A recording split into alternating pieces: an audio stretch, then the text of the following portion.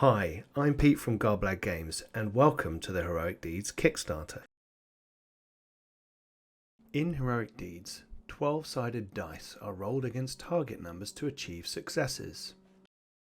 There are two main types of roll, the skill roll and the effect roll.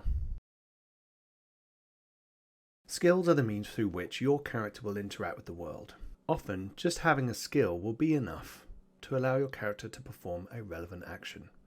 Rolls should really only be called on when time is a factor or there are consequences to failure.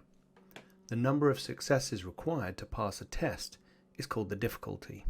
Simple tasks call for just one success, whereas complicated tasks will require two or more. Skills sit under a governing attribute and represent how well you can channel that attribute through certain activities.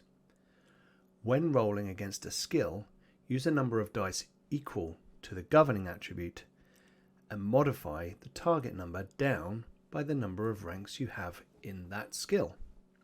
The base target number for a skill test is an 11 or more, represented by 11 plus. One of our player characters is attempting to make an insight roll to understand someone they're negotiating with better. Unfortunately, the character doesn't have any ranks in insight and so has the base target number of 11 plus. So this character will roll 3 dice and is looking for 11s or more. Every time you roll a skill check, one of the dice is considered the hero die.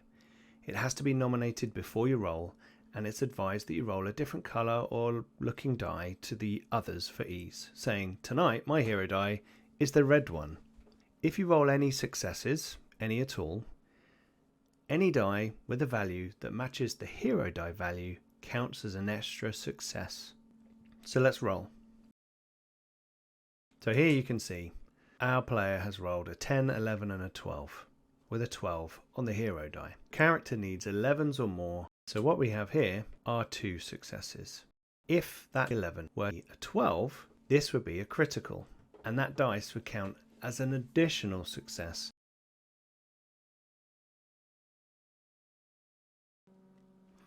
Effect rolls are made when someone is damaged or they are taking a condition.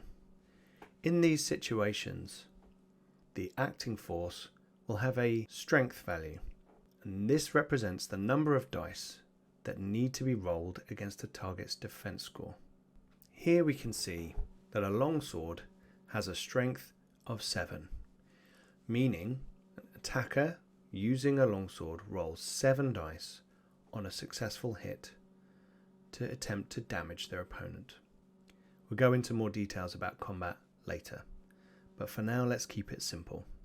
In melee combat, you roll against your opponent's toughness, and here we can see the defenses of our opponent, and the toughness is 7 plus. The longsword wielder needs to roll a 7 or more on each of those 7 dice.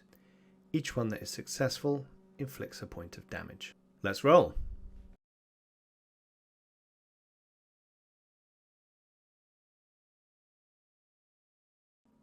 All but one of these dice is 7 or more.